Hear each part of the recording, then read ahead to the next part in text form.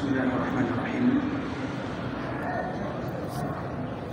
Innal hamdalillah nahmaduhu wa nasta'inuhu wa nastaghfiruh wa na'udzu billahi min shururi anfusina wa min sayyiati a'malina. May yahdihillahu fala mudilla lahu wa man yudlil fala hadiya lahu. Asyhadu an la ilaha illallah wahdahu la syarika lahu wa asyhadu anna Muhammadan 'abduhu wa rasuluhu la nabiyya ba'da amma ba'd. يا أيها الذين آمنوا اتقوا الله حق تقاته ولا تموتن إلا وأنتم مسلمون. يا أيها الناس اتقوا ربكم الذي خلقكم من نفس واحدة وخلق منها زوجها وبث منهما رجالا كثيرا ونساء واتقوا الله الذي تساءلون به والأرحام إن الله كان عليكم رقيبا. يا أيها الذين آمنوا اتقوا الله وقولوا قولا سديدا يصلح لكم أعمالكم ويغفر لكم ذنوبكم ومن يطع الله ورسوله فقد فاز فوزا عظيما. أما بعد فإن أصدق الحديث كتاب الله وخير الهدي هدي محمد صلى الله عليه وسلم وشر الأمور محدثاتها فإن كل محدثة بدعة وكل بدعة ضلالة. إخوة الإسلام saudara kaum muslimin, para tetamu Allah rahimani wa rahimakumullah. Alhamdulillah, tidak henti-hentinya lisan dan lidah kita ini memuji dan memuja Rabbul Izzati wal Jalalah, Allah yang melimpahkan karunia yang amat besar kepada kita bersama, sehingga di antara kewajiban yang harus kita lakukan agar kita mendapatkan predikat hamba yang bersyukur adalah dengan selalu beribadah dan beribadah kepada Allah Subhanahu wa taala. Karena hakikat syukur yang sesungguhnya adalah dengan mendekatkan diri kepada Allah Azza wa Jalla. Karena ibadah dengan syukur adalah dua hal yang tidak terpisahkan, dan Allah Subhanahu wa taala senantiasa menggandengkan antara ibadah dengan bersyukur kepadanya. Allah Subhanahu wa taala menyebutkan wa'buduhu washkurulah. Beribadahlah kalian kepada Allah dan bersyukurlah kalian kepada Allah. Begitu juga dengan doa yang diajarkan oleh Nabi sallallahu alaihi wasallam, Allahumma inni as'aluka syukra ni'matika wa husna ibadatik. Ya Allah, sesungguhnya aku meminta kepadamu agar senantiasa bisa beribadah kepadamu dan bersyukur. Apa maknanya antara syukur dengan ibadah? Dua hal yang tidak boleh terpisahkan. Sehingga seorang muslim ketika mereka ingin menjadi hamba yang bersyukur kepada Allah, maka wajib bagi mereka untuk beribadah dan beribadah kepada Allah Azza wa Jalla. Dan kita selalu menyebutkan bahwa menjadi hamba yang bersyukur kepada Allah adalah sesuatu yang sulit untuk dilakukan. Dan itu Allah Subhanahu wa taala sendiri yang menyebutkan. Salah satunya ikhwatul Islam di dalam Al-Qur'an yang terdapat di dalam surat Al-Insan yang mana semua kita hafal. Inna khalaqnal insana min nutfatin amsyajin nabtalihi faj'alnahu samian basira. Inna hadainahu as-sabila imma syakiran wa imma kafura. Allah Subhanahu wa taala menyebutkan inna hadainahu as-sabil. Kami telah menunjukkan kepada manusia jalan, mana jalan kebaikan, mana jalan keburukan, mana yang bagus, mana yang tidak. Kami telah jelaskan kepada mereka. Kemudian apa yang terjadi? Imma syakiran wa imma kafura. Apa artinya?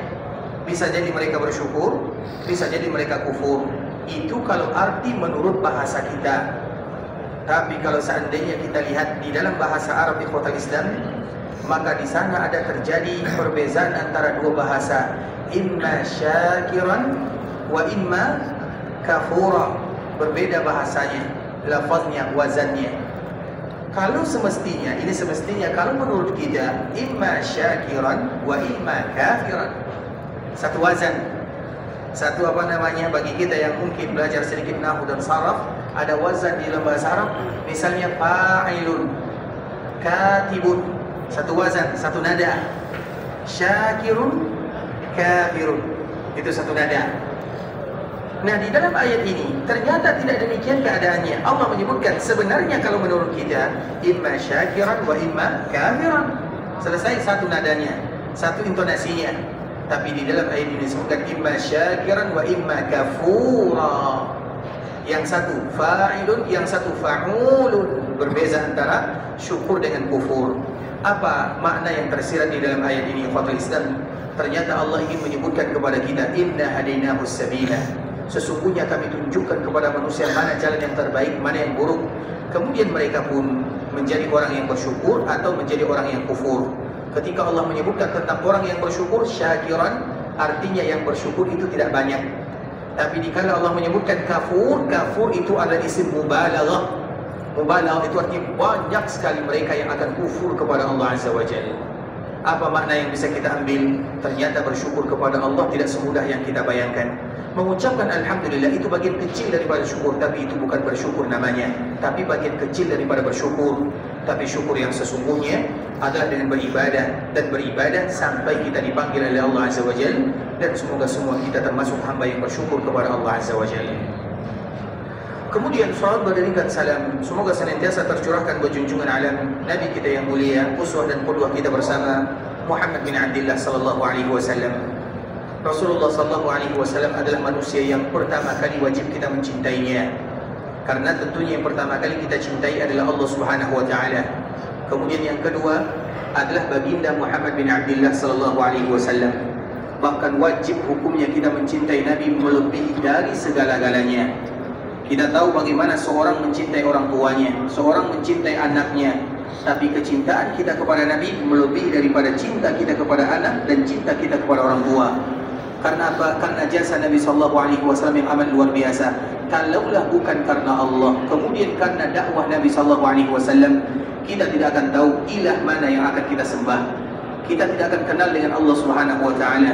Tapi Nabi berjuang siang dan malam, mengorbankan segala-galanya agar risalah agama ini sampai kepada kita bersama. Sehingga kita pun menjadi umat baginda Muhammad bin Abdullah. Dan kita senantiasa mengucapkan kalimat La ilaha illallah Muhammadur Rasulullah, kalimat yang bisa menyelamatkan kita dari neraka Allah Azza wa Jalla. Dan itu semuanya karena perjuangan yang dilakukan oleh Nabi SAW. Sehingga jasa Nabi tidak akan pernah bagi kita bisa membalasnya. Tapi paling tidak kita berusaha untuk melakukan yang terbaik untuk bisa menjadi umat Nabi yang terbaik. Dan di antara salah satunya adalah ibadah yang paling mulia, yaitu mencintai Nabi SAW melebihi dari segala-galanya. Allah Subhanahu wa taala menyebutkan an-nabiyyu aula bil mu'minina min anfusihim wa azwajuhu ummahatuhum. Sesungguhnya Nabi Muhammad SAW lebih pantas bagi seorang mukmin, bahkan lebih pantas dibandingkan mereka mencintai diri mereka sendiri. Sehingga Umar pernah mengatakan kepada Nabi, Ya Rasulullah, la anta ahabbu ilayya min kulli syai'. Engkau adalah orang yang paling aku cintai melebihi dari segala-galanya. Lebih daripada aku cinta kepada orang tuaku, anakku, keluargaku, semuanya, kecuali daripada diriku. Dan yang disebutkan oleh Umar ini adalah tabiat manusia. Bagaimanapun kita mencintai orang lain, maka tentunya cinta kepada diri sendiri lebih utama. Bagaimanapun kita mencintai orang lain, maka cinta kepada diri sendiri lebih utama. Sehingga yang dikatakan oleh Umar adalah sesuatu yang fitrah, tidak bertentangan. Tetapi untuk Nabi tidak. Untuk Nabi lain cerita. Sehingga Nabi dikala mendengarkan Umar mengatakan yang demikian, belum wahai Umar, engkau tidak akan sempurna kecintaanmu kepada diriku sampai engkau mencintaiku melebihi daripada cintamu terhadap dirimu sendiri. Kemudian Umar pun dikala mendengarkan kalimat yang sangat indah dari Nabi, indah, berat, kalimat yang sangat berat ini, ikhwatul Islam, di saat itulah Umar mengatakan, Ya Rasulullah, sekarang engkau adalah orang yang paling aku cintai melebihi dari segala-galanya, bahkan engkau lebih aku cintai dibandingkan dengan diriku sendiri. Apa jawaban Nabi? Al-ana ya Umar, sekarang engkau baru mencintaiku wahai Umar. Ternyata mencintai Nabi tidak semudah yang dibayangkan. Aku cinta Nabi, kemudian tiba-tiba kita termasuk orang yang langsung mencintai Nabi? Belum tentu. Mencintai seseorang itu butuh bukti. Mencintai anak ada buktinya, mencintai keluarga ada buktinya, mencintai orang tua ada buktinya, apalagi mencintai Rasulullah sallallahu alaihi wasallam. Percuma kita mengatakan kepada keluarga kita, aku cinta kepadamu, tapi kita tidak memperhatikannya, kita tidak memperdulikannya, kita tidak memberikan kepadanya hadiah. Cinta apa namanya? Kita mengatakan kepada anak kita, kalian adalah orang-orang yang aku cintai, kemudian kita tidak menghiraukan mereka, kita mengabaikannya. Itu tidak cinta kepadanya. Walaupun kita siang dan malam mengatakan aku cinta kepada kalian, apalagi kepada Rasulullah sallallahu alaihi wasallam. Oleh karenanya ikhwatul Islam, di saat itulah kita harus kadang-kadang bertanya kepada diri sendiri, apakah kita sudah betul-betul mencintai Nabi sallallahu alaihi wasallam dengan apa yang diinginkan oleh Nabi sallallahu alaihi wasallam. Sehingga Imam Ibnu Katsir rahimahullahu taala yang meninggal pada tahun 774 Hijriah, yang kita kenal salah seorang ulama yang memiliki kitab dan seorang yang muhakkik, dia pernah menyebutkan di dalam tafsirnya qala al-ulama wa qala al-hukama. Para ulama dan ahli hikmah mereka menyebutkan laisa asy-sya'nu an tuhib walakinna asy-sya'na an tuhab. Permasalahannya bukan bagaimana kalian mencintai Nabi, tapi bagaimana supaya kalian dicintai oleh Nabi sallallahu alaihi wasallam. Karena banyak orang yang melakukan kemungkaran, joget-joget misalnya, musik-musik, nyanyi-nyanyi misalnya, tapi mereka mengatakan kami melakukan ini karena cinta kepada Nabi. Itu dari mereka. Tapi apakah perbuatan kalian dicintai Nabi atau tidak? Jadi yang menjadi tolak ukur itu apakah yang kita lakukan ini dicintai oleh Nabi atau tidak. Dan kita tidak akan tahu bahwa apa yang kita lakukan dicintai oleh Nabi kecuali kita harus mencari tahu. Dari mana kita cari tahu? Berarti kita harus belajar dengannya. Apa yang dicintai oleh Nabi, apa yang tidak dicintai oleh Nabi. Dan salah satu yang dicintai oleh Nabi SAW adalah kampung halamannya, kota Madinah. Dan kota ini merupakan kota yang dicintai oleh Nabi, sehingga kita mencintai kota Madinah karena kecintaan kita kepada Rasulullah SAW. Apapun yang dicintai oleh Nabi, maka kita mencintainya. Apapun yang tidak dicintai oleh Nabi, maka kita tidak akan mencintainya. Karena standar cinta kita adalah barometernya Muhammad bin Abdullah sallallahu alaihi wasallam. Bukan hanya perkara agama saja, bahkan perkara dunia ikhwatul Islam. Dan selalu kita mencontohkan perkara dunia. Para sahabat mereka akan mencintai apa yang dicintai oleh Nabi walaupun hukum asalnya mereka tidak mencintainya. Kita contohkan misalnya perkara dunia. Misalnya kita contohkan tentang masalah Jabir bin Abdullah, salah seorang sahabat yang amat luar biasa, berasal dari kota Madinah. Namanya Jabir. Ayahnya bernama Abdullah. Abdullah itu adalah orang yang pertama kali gugur dikala terjadi perang Uhud. Dikala terjadi perang Uhud berkecamuk, yang pertama kali wafat namanya adalah Abdullah. Dan itu adalah ayahnya Jabir. Dan Jabir itu adalah salah seorang sahabat yang banyak meriwayatkan hadis dari Nabi SAW. Kemudian ikhwatul Islam, Jabir ini pernah datang ke rumah Nabi SAW. Kemudian disajikan makan oleh Nabi. Kemudian yang disajikan pada waktu itu adalah roti atau gandum, sebagaimana makanan yang lainnya. Kemudian gandum tentunya tidak bisa bagi kita untuk memakannya kecuali ada temannya, ada lauknya kalau bahasa kitanya. Seperti nasi misalnya, kita makan nasi tanpa ada garam, tanpa ada lauk pauknya misalnya, sulit bagi kita untuk memakannya. Begitu juga dengan roti. Seperti misalnya kita keluar pergi beli roti, makan begitu saja, tentunya bisa kita makan tapi sulit.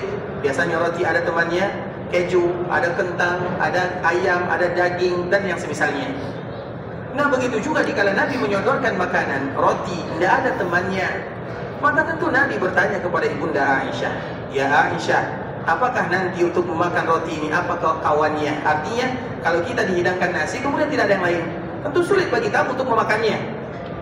Begitu juga dengan Nabi, saking tidak adanya makanan di rumah Nabi SAW. Aisyah bukan berarti tidak menyediakan makanan, tapi karena makanan yang akan disediakan itu tidak ada, itu Nabi dan rumah Nabi. Kemudian ikhwatul Islam, maka Aisyah mengatakan ada namanya khal. Khal itu banyak yang menerjemahkan karena dia ibarat bumbu makanan. Bukharat ada yang menerjemahkan dengan cuka, ada yang menerjemahkan dengan yang lainnya. Tapi kalau kita ingin memastikan apa itu khal, nanti setelah kita salat Isya pergi keluar, jangan pergi ke hotel, cari sandwich, beli, katakan tambahkan khal, agar kita tahu bagaimana rasanya khal. Dan khal ini ikhwatul Islam adalah makanan yang tentunya tidak semua orang suka. Dan makanan kita tidak boleh memaksa. Ada orang yang suka, ada yang tidak suka. Itu masalah selera, tidak ada hubungannya dengan agama. Bisa dipahami? Ini masalah selera. Misalnya selera yang ada di daerah kita berbeda dengan selera yang ada di sini, itu tidak bisa dipaksakan. Antara Makkah dan Madinah saja ada perbezaan. Nabi berasal dari Makkah, Jabir berasal dari Madinah. Ada dua hal perbezaan di sana. Kemudian dikala disediakan khal ini, maka Nabi pun mengatakan, ni'mal udum al-khal. Sesungguhnya makanan yang paling bagus adalah khal. Nabi mengatakan yang demikian. Jabir mendengarkan hadis ini, dan Jabir mengatakan, aku adalah orang yang tidak suka kepada khal. Aku tidak suka. Dan itu biasa. Tidak suka seseorang kepada sesuatu makanan, itu tidak bisa dipaksa. Dan Jabir tidak suka kepada khal. Tapi semenjak aku mendengarkan Nabi mencintai khal, bahkan memuji khal, semenjak itu pula lah aku mencintai khal, karena aku cinta kepada Nabi SAW. Dan bagi kita yang mendengarkan hadis ini juga harus mencintai maka nanti coba ya, bagaimana rasanya. Karena kenapa demikian? Karena bukan Jabir saja yang meriwayatkan hadis dari Jabir. Hadis ini dikala diriwayatkan dari Jabir, yang meriwayatkan hadis ini mengatakan, aku juga sama dengan Jabir, aku tidak suka kepada khal. Makanya kalau kita tidak mau memakan khal, tutup telinga, jangan dengarkan hadis ini. Artinya ikhwatul Islam, kalau kita sudah mendengarkan, maka nanti pulang setelah Isya pergi keluar beli khal. Kalau kita mencintainya karena cinta kita kepada Nabi, maka kita akan mendapatkan pahala dengannya. Padahal itu hanya urusan dunia. Bagaimana kalau urusan agama? Bagaimana sesuatu yang dicintai oleh baginda Nabi yang mulia sallallahu alaihi wasallam? Dan begitulah semestinya seorang muslim mencintai Nabi sallallahu alaihi wasallam. Salah satunya adalah mencintai kota Madinah. Kenapa kita menyebutkan tentang keutamaan Madinah? Kenapa kita berbicara tentang Madinah? Karena Nabi mencintainya, dan kita akan mencintai apapun yang dicintai oleh Nabi, dan kita akan membenci apapun yang dibenci oleh Nabi sallallahu alaihi wasallam. Itu kaidah kaum muslimin. Dan itulah loyal kita kepada baginda Muhammad sallallahu alaihi wasallam. Dan itulah makna bahwa kita tidak akan sempurna kecintaan kepada Nabi sampai kita mendahulukan segala-galanya, bahkan dibandingkan dengan diri kita sendiri. Oleh karenanya ikhwatul Islam, tentunya kita berharap kepada Allah agar kita betul-betul termasuk orang yang mencintai Rasulullah sallallahu alaihi wasallam, karena Nabi pernah menyebutkan, dan Anas yang meriwayatkan hadis ini mengatakan, semenjak aku berada dalam agama Islam, aku tidak pernah mendengarkan hadis yang lebih indah daripada hadis ini. Apa hadisnya? Nabi sallallahu alaihi wasallam menyebutkan, al-mar'u ma'a man ahab. Sesungguhnya seseorang akan dikumpulkan bersama orang yang dia cintai, dan semuanya kita bersaksi bahwa kita mencintai baginda Rasulullah sallallahu alaihi wasallam, dan semoga Allah kumpulkan kita bersama baginda Rasulullah sallallahu alaihi wasallam. Allahumma salli ala Muhammad wa ala ahli baitihi wa ala azwajihi wa dhurriyyatihi kama sallaita ala Ibrahim wa ala ali Ibrahim innaka Hamidum Majid.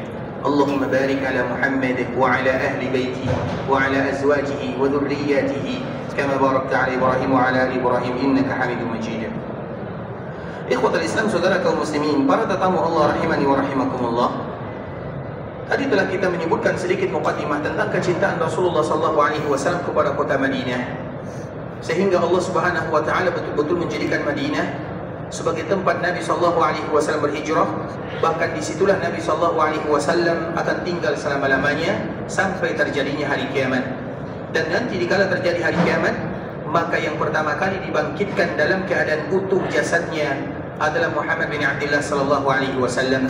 Dan Nabi mengatakan, akulah yang pertama kali dibangkitkan.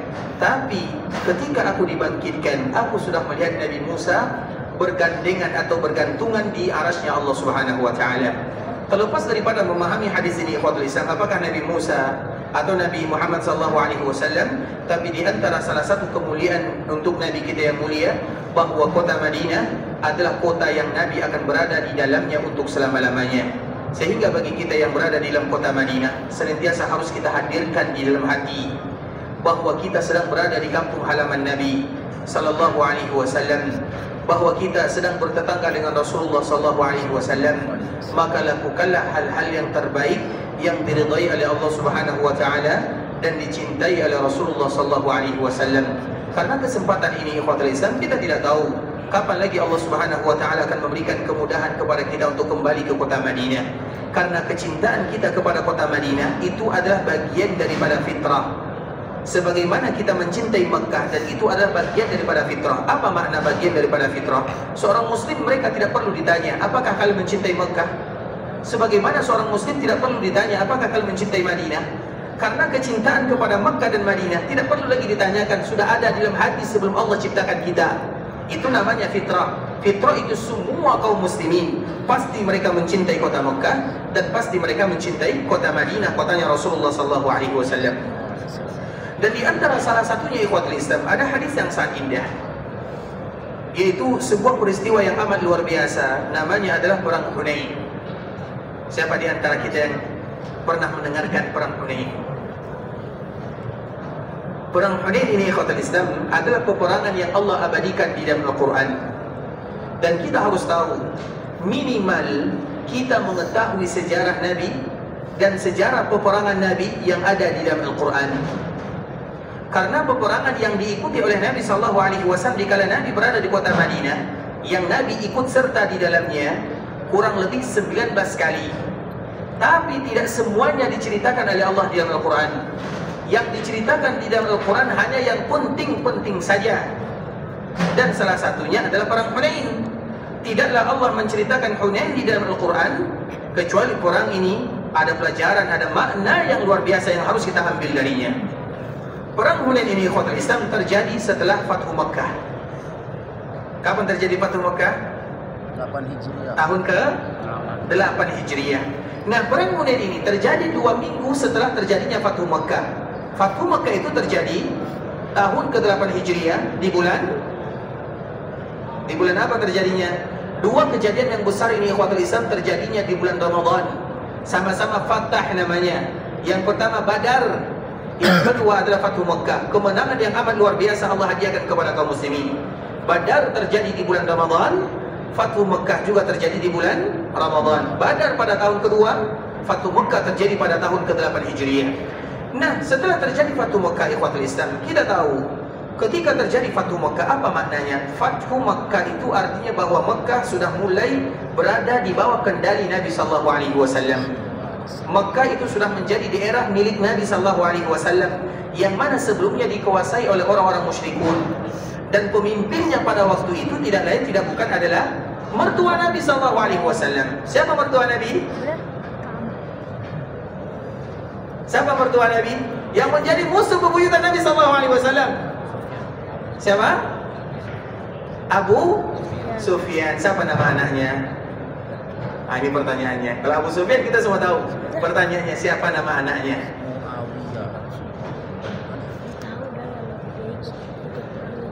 Kalau tidak tahu kita tutup buku ya. Tapi siapa yang tahu nama anak Abu Sufyan? Muawiyah. Masya Allah, Muawiyah. Nah, istrinya laki-laki gitu. Ini ceritanya menantu ini. Menantu dan mertua. Muawiyah betul. Salah satu anaknya adalah Muawiyah radhiyallahu taala anhuma.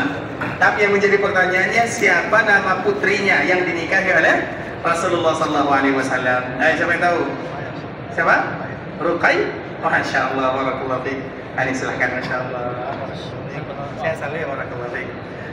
Jawabannya salah ya. Tapi kalau Islam, Ruqayyah itu adalah putri Nabi sallallahu alaihi wasallam, bukan? Yang dinikahi oleh Nabi sallallahu alaihi wasallam namanya adalah Ramlah atau Ummu Habibah. Ummu Habibah, namanya Ummu Habibah. Dia adalah putrinya Abu Sufyan radhiyallahu taala anhu, namanya adalah Ummu Habibah. Dan keluarga Nabi sallallahu alaihi wasallam tentunya harus bagi kita berusaha untuk menghafalnya, apalagi istri Nabi. Dan kita selalu mengatakan istri Nabi adalah wa azwajuhu ummahatuhum. Dan istri-istri Nabi adalah ibunda kaum mukminin. Mereka digelar dengan ummahatul mukminin. Artinya mereka adalah ibunya orang-orang yang beriman. Artinya ibu kita bersama. Sehingga orang yang tidak hafal nama ibunya, apa hukumnya? Orang yang tidak hafal nama ibunya, anak apa namanya? Kita tidak ingin menjadi anak yang durhaka, maka hafalah nama-nama ibu kita. Dan ibu kita itu adalah istri-istri Rasulullah sallallahu alaihi wasallam. Yang pertama Khadijah, yang kedua Zainab. Karena yang kedua ini mereka sudah dipanggil oleh Allah Azza wa Jalla ketika Nabi masih hidup untuk bisa membezakan mana istri Nabi. Yang pertama Khadijah, yang kedua Zainab, karena mereka ini sudah meninggal. Kemudian yang hidup bersama Nabi sallallahu alaihi wasallam ibunda Aisyah radhiyallahu taala anha, Saudah, Hafsah, Safiyah, Ummu Habibah, Ummu Salamah, Maimunah, Juwairiyah, ada lagi Zainab yang satu. Karena Zainab itu ada dua. Kemudian ada yang menyebutkan dengan Maria. Itu adalah istri Rasulullah sallallahu alaihi wasallam yang mana mereka adalah ibunda kita bersama. Siapa yang hafal nama ibunya? Siapa yang hafal nama ibunya supaya kita tidak menjadi anak durhaka? Baik. Ibu kita ikhwatul Islam, kalau kita tidak tahu sejarahnya, minimal kita menghafal namanya. Karena mereka adalah ibunda kita bersama, sehingga mereka mendapatkan titel yang sangat luar biasa, Ummahatul Mu'minin. Ummahatul Mu'minin, ibundanya orang-orang yang beriman. Dan mereka adalah keluarga Nabi di dunia dan keluarga Nabi di dalam surga. Maka wajib bagi kita untuk menghafalnya. Nanti dihafal ya. Diusahakan bagi kita menghafalnya, karena mereka adalah ibunda kita ikhwatul Islam. Tidak mungkin seorang mukmin mereka tidak menghafal nama ibunya. Kemudian ikhwatul Islam, Abu Sufyan adalah ketika itu musuh Nabi SAW, dan dia yang memimpin pasukan orang-orang Mekah. Namun sekarang dia sudah berada di bawah kendali Nabi SAW. Bahkan Nabi mengatakan dikala terjadi Fatu Mekah, barang siapa yang masuk ke dalam rumahnya maka dia aman. Barang siapa yang masuk ke dalam Masjidil Haram, dia aman. Dan barang siapa yang masuk ke rumah Abu Sufyan, maka dia aman. Apa gunanya masuk ke rumah Abu Sufyan kalau masuk ke rumah sendiri aman? Apa gunanya? Tidak ada gunanya. Nabi mengatakan kalau masuk rumah, kalian akan aman. Karena Nabi berpesan kepada pasukan yang jumlahnya kurang lebih 10.000 orang, siapapun yang masuk ke rumahnya jangan ganggu. Siapapun yang masuk ke dalam Masjidil Haram jangan ganggu. Siapapun yang masuk ke rumah Abu Sufyan jangan diganggu. Apa gunanya Nabi mengatakan siapa yang masuk ke rumah Abu Sufyan aman, sedangkan kalau dia aman di dalam rumahnya sendiri? Apa gunanya masuk ke rumah Abu Sufyan? Tidak lain tidak bukan untuk memberikan apa yang ada pada diri Abu Sufyan. Karena Abu Sufyan itu pemimpin Makkah. Sehingga Nabi SAW, karena Nabi menyebutkan orang jahiliyah, dikala mereka mulia di zaman jahiliyah, kemudian kalau mereka masuk Islam, mereka akan tetap mulia. Idza faqihu, kalau mereka faqih dalam agama Allah Azza wa Jalla. Abu Sufyan adalah orang yang termulia di kalangan orang-orang jahiliyah, tapi kemuliaan dia untuk memerangi Nabi sebelum dia masuk Islam. Kemudian ketika datang Nabi ke Mekah Al-Mukarramah, maka Nabi mengangkat namanya sesuai dengan kedudukannya. Makanya Nabi mengatakan barang siapa yang masuk ke rumah Abu Sufyan maka dia akan aman. Tidak ada satupun yang masuk ke rumah Abu Sufyan, tapi Nabi hanya ingin mengangkat namanya, sehingga dengannya dia pun mengucapkan La ilaha illallah Muhammadun Rasulullah. Kalau pemimpinnya masuk, yang lain akan ikut. Dan dia adalah mertua Rasulullah SAW, dan baru masuk Islam dikala terjadi Fatu Mekah. Kemudian ikhwatul Islam, ketika terjadi Fatu Mekah, artinya Mekah itu sudah berada di bawah kekuasaan kaum muslimin. Maka di saat itulah mulai datang kecemburuan dari orang-orang Madinah. Mereka risau, mereka takut. Apa yang mereka khawatirkan? Karena Madinah atau Mekah sudah menjadi tanah kaum muslimin. Kalau sudah menjadi tanah kaum muslimin, maka yang mereka takutkan kalau Nabi tidak lagi kembali ke kota Madinah. Mekah adalah kampung halaman Nabi. Di situ Nabi lahir. Di situ tanah air Nabi. Di situ rumah Nabi. Di situ keluarga Nabi. Dan di situ daerah yang paling dicintai oleh Allah dan dicintai oleh Nabi. Sehingga orang Madinah ketika terjadi Fatu Mekah, mereka risau, khawatir. Kenapa khawatir?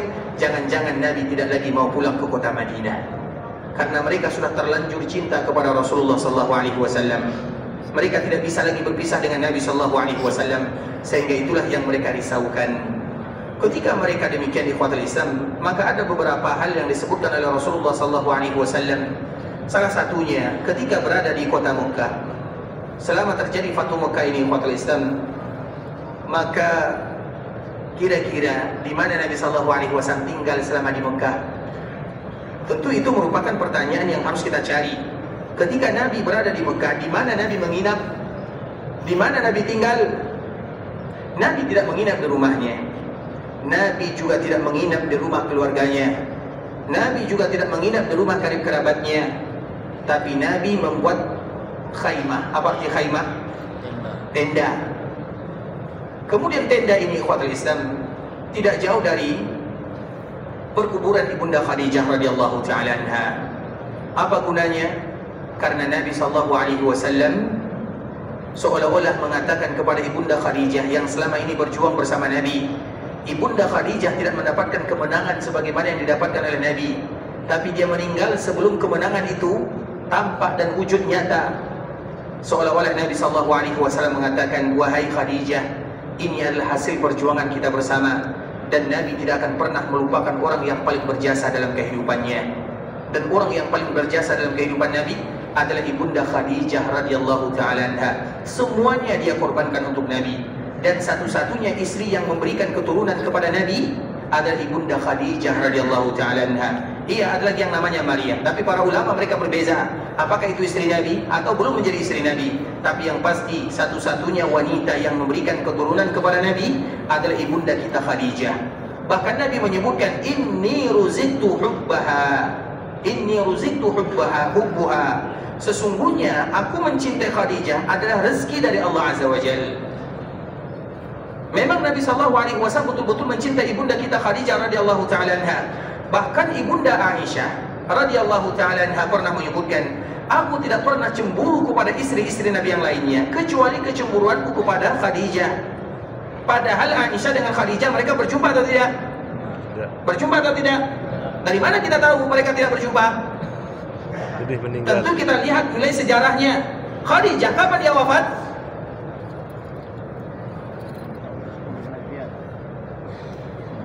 Khadijah masih berkaitan dengan ibu kita bersama. Ibu kita, ibu kaum muslimin. Dan itu adalah ibu kita yang pertama, Khadijah radhiyallahu taala anha. Khadijah binti Khuwailid. Kapan dia wafat? Tahun ke 10 apa?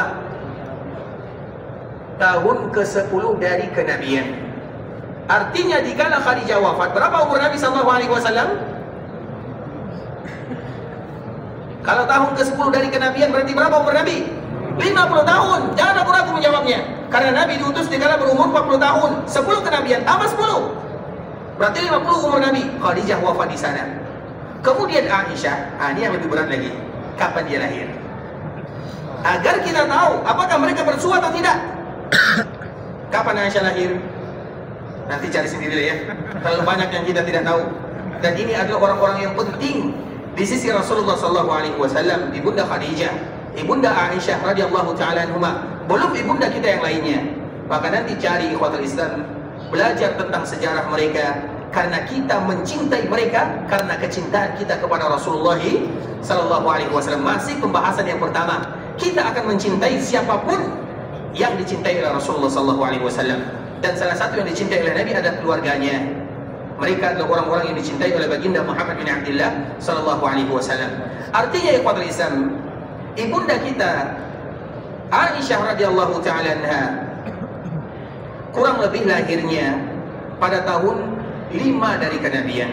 5 atau 6 dari kenabian. Nah, kalau 5 atau 6 dari kenabian, apakah Aisyah bertemu dengan ibunda Khadijah? Bertemu atau tidak? Sezaman tapi tidak bertemu.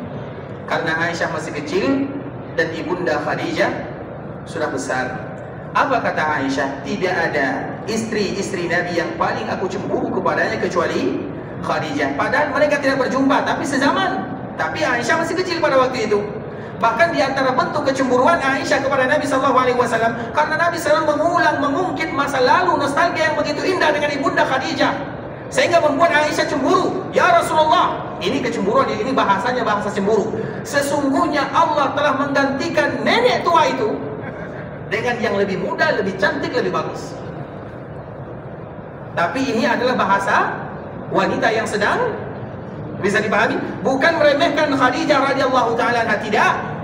Aisyah sangat mencintai Khadijah karena itu adalah bagian daripada kecintaan kepada Nabi. Tapi ini masalahnya saingan yang tidak bertemu. Karena memang di dalam bahasa kita, kalau orang yang nikah lebih dari satu, apa namanya? Antara satu istri dengan yang lain, madu. Kalau bahasa Arab, darrah. Apa arti darrah? Yang akan memberikan mudarat. Makanya bahasa Arabnya adalah darrah. Artinya yang akan memberikan mudarat kepada yang lainnya. Tapi bahasa kita bagus ya, terlalu bagus, disebut dengan madu.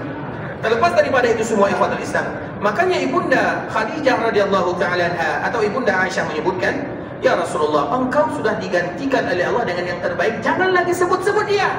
Seolah-olah itu yang disebutkan oleh Aisyah radhiyallahu taala anha.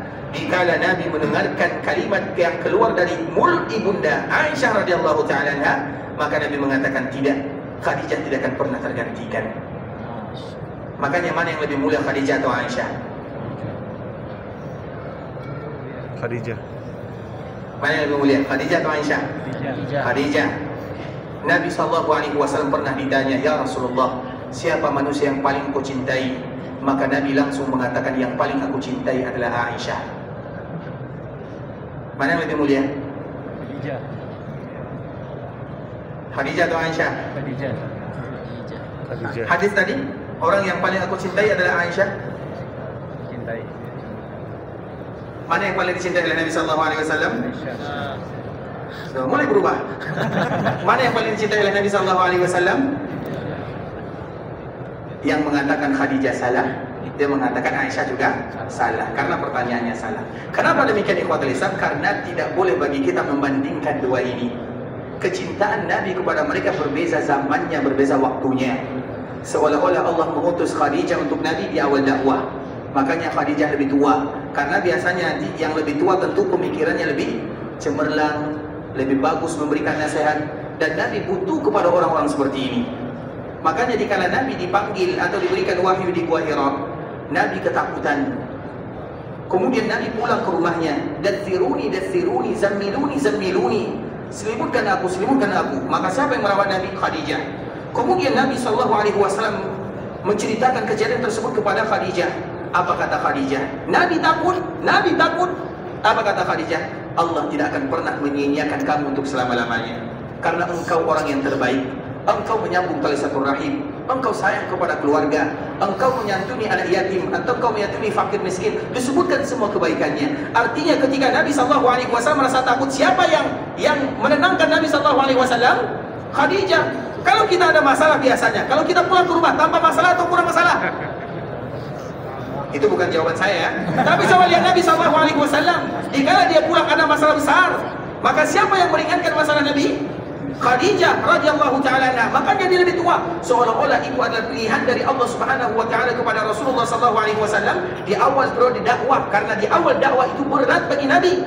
Butuh sosok yang akan membantu Nabi sallallahu alaihi wasallam meringankan dakwahnya, memberikan masukan-masukan, bukan menambah masalah untuk Rasulullah sallallahu alaihi wasallam. Makanya Khadijah.